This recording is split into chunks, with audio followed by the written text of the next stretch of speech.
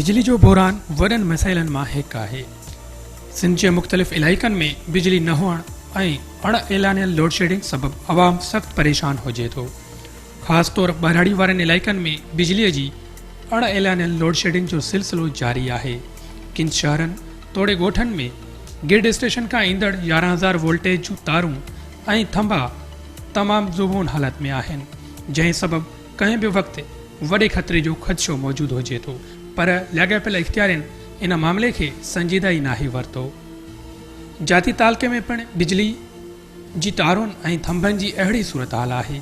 जाती सिजावल ज़िले जी साहेली पट्टी वारो शहर हुअण सां गॾोगॾु मुल्क जो पछाड़को तालको आहे, जिते तालके जी आबादी 2.5 लख खां वधीक आहे। शहीद ज़ुल्फ़िकार अली भुट्टो जे हुकूमती दौर में सिजावल गिरिड स्टेशन खां जाती खे बिजली फ़राहमी जो मनसूबो मिलियो, जंहिं ज़रिए बिजली जी लाइन मां जाती शहर समेत सवें ॻोठनि खे बिजली जी सहूलियत मुयसरु थी।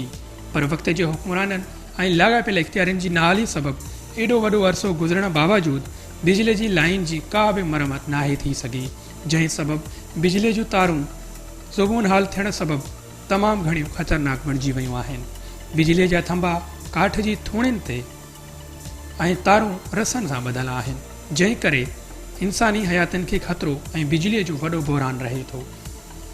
बिजली न हुअण सबबि कारोबार पिणु मुतासिर थिए थो। स्कूलनि तोड़े मदरसनि में शागिर्द परेशानियुनि खे मोह ॾियनि था। बिजली लाइन जी ज़ुबून हाली ते जाती जे वापारियुनि, सियासी समाजी अॻवाननि ऐं वापडा अमलदारनि सिंध टीवी न्यूज़ सां ॻाल्हाईंदे चयो त लाइट जे करे तमामु नुक़सानु थो थिए। असांजो माल निकिरे कोन थो, माल दर्जन कोन था, त इन करे लाइट आहे कोन, तंहिंजे करे वॾो नुक़सानु थो थिए इंडस्ट्री में। टाइम टेबल फिक्स कनि, भले 6 कलाक लोड शेडिंग हले, 18 कलाक लाइट हले, पर टाइम सां हले न। हिते बरसाति पवंदी त 4-4, 5-5 ॾींहं लाइट हूंदी कोन आहे, ऐं कची लाइन आहे, थंभा किरंदा आहिनि, त हिते को धनी साईं कोन आहे लाइट जो। इंडस्ट्री पूरी तरह फैलाव नुमाइंदे जी हैसियत सां कंप्लेन जेका आऊं करे रहियो आहियां, ऐं वरी माण्हुनि खे बि अपील थो करे त माण्हू इंडिविजुअली जंहिंखे तकलीफ़ आहे उहो पंहिंजी कंप्लेन ज़रूरु करे। ॿी कंहिं जॻह ते नथो करे सघे, सिटीज़न पोर्टल ते करे, पोस्ट ऑफिस जे थ्रू लेटर मोकिले, पर माण्हू ख़ुदि बि इनिशिएट वठनि।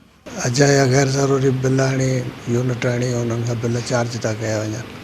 मतिलबु त हीअ मथां खां वठी हेठि ताईं जेको आहे न सॼो माफ़िया आहे, ऐं हिन माफ़िया जो माना बिल्कुलु ऑपरेशन क्लीन अप जेसिताईं न थींदो न तेसिताईं इहो सिस्टम सुधरंदो कोन। आख़िर हिन मुल्क जी ऐं हिन सूबे जी, हिन शहर जी, हिन ज़िले जी दांड ॾिजे त कंहिंखे ॾिजे।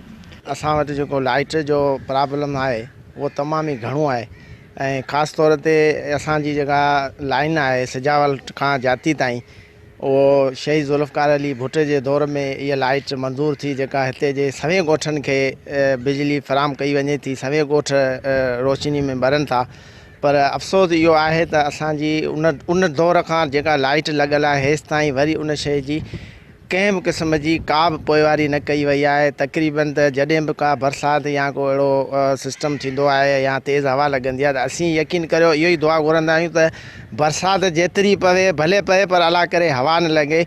जेकॾहिं हवा लॻे थी त असांजे जेका लाइन आहे उन जा घटि में घटि 8, 10, 12, 15 थंभा पाणी ॼाणे थोरी हवा ते बि किरियो वञनि हलिया। ऐं तमामु हिकिड़ो सिस्टम जेको लाइट जो आहे, इंसानी ज़िंदगी आहे, लाइट आहे त पोइ माण्हू पीअण जो पाणी मिले थो, हर शइ मिले थी। टाउन में जेको असांजी सिटी में माण्हू रहनि था, जेकॾहिं 2 ॾींहं 4 ॾींहं लाइट बंदि थी थिए त माण्हू तमामु परेशानी जो शिकार थियो वञनि हलिया। ऐं लाइट इहा पोज़ीशन आहे जो ट्रांसफार्मर सड़िया पिया आहिनि, लाइनूं असांजी तमामु ज़बून हालत में आहे, पर अफ़सोस इहो आहे त केर बि हिन शइ जी पोइवारी करण लाइ तयारु कोन्हे।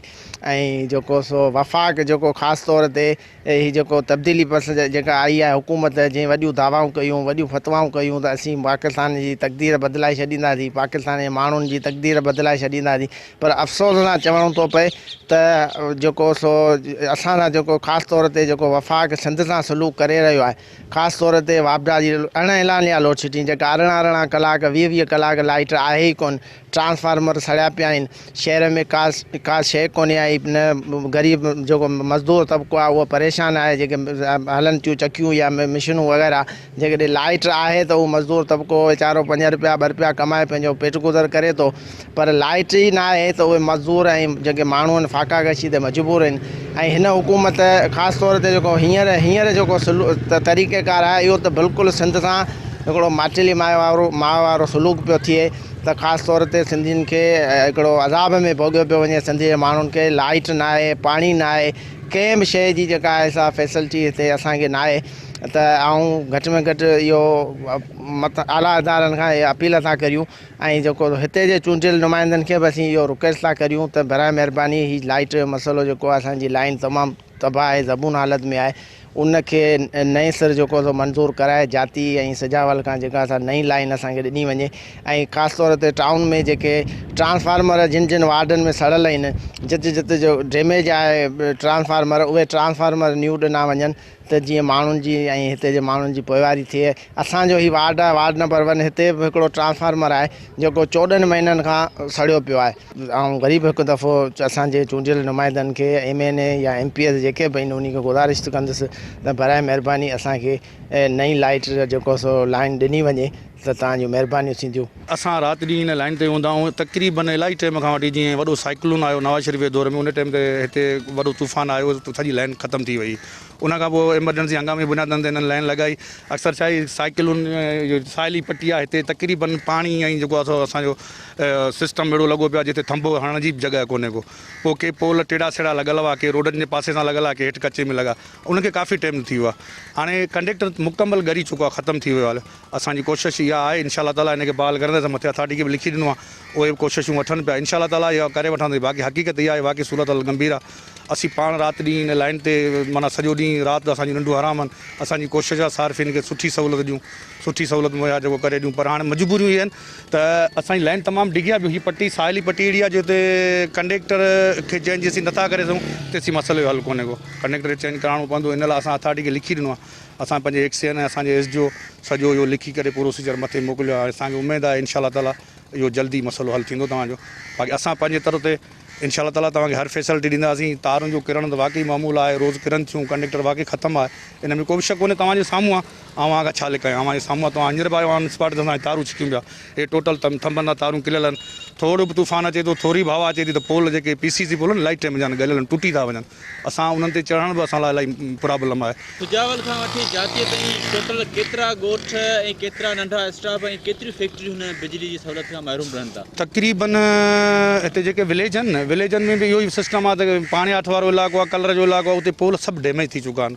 असां उन्हनि जे करे बि डिस्टर्ब थियूं था। ॻोठनि जी रिकवरी कोन हूंदी आहे, घटि हूंदी आहे। असां ॻोठ कटींदा आहियूं। ॻोठ कटे असांजी कोशिशि हूंदी आहे राइस मिलूं आहिनि या जीअं शहरी आहिनि जेके बिल पे कनि था उन्हनि खे सुठी सर्विस ॾियूं। इहा असां राति ॾींहुं कोशिशि में इंशाअल्लाह ताला तव्हांखे असां मायूस न कंदासीं। ऐं इहा लाइन मूंखे उमेदु आहे त इंशाअल्लाह जल्दी क्लियर थी वेंदी। केतिरा ॻोठ थी वेंदा जाती खां वठी सुजावल ते जिन में बिजली फिराम थिए थी? तक़रीबन 50 खां 60 ॻोठ आहिनि। 50 खां 60 ॻोठ हूंदा जिन ते असां बिजली हिन खे ॾियूं था, फराहम कयूं था। उतां रिकवरी जा प्रॉब्लम आहिनि। असल में छा आहे त असांखे रिकवरी बि घटि थी मिले, जंहिंजे करे बि असां परेशान आहियूं। छो त असांखे रिकवरी मिलंदी, असांजे इदारे कुझु पैसा मिलंदा त असां इहे शयूं नयूं करे सघंदासीं, ठाहे सघंदासीं। उन लाइ असीं अव्हांखे बि रिक्वेस्ट था कयूं असांजी हेल्प कयो। माण्हुनि खे जो बिल पियारनि कुझु असांजी हेल्प कनि त जीअं असां अथॉरिटी खे लिखियो आहे इंशाअल्लाह ताला जल्दी तव्हांजी लाइन जेको आहे रिपेयर थींदी ऐं इन आज़ाब मां तव्हांजी जान छुटंदी। सुधरियल मुल्कनि में अवाम लाइ समूरियूं सहूलियतूं मौजूदु हूंदियूं आहिनि, पर बदकिस्मतीअ सां असांजे मुल्क में अवाम उन्हनि बुनियादी समूरियुनि सहूलियतुनि खां वांझियल आहे। जाती वासिन वफ़ाक़ी सरकार, सिंध हुकूमत ऐं तक जे चूंडियल नुमाइंदनि खां घुर कई त सुजावल खां जाती खे फराहम थींदड़ बिजलीअ जी मेन लाइन नई ठाराए लखें इंसाननि खे तकलीफ़ मां छुटकारो ॾिनो वञे।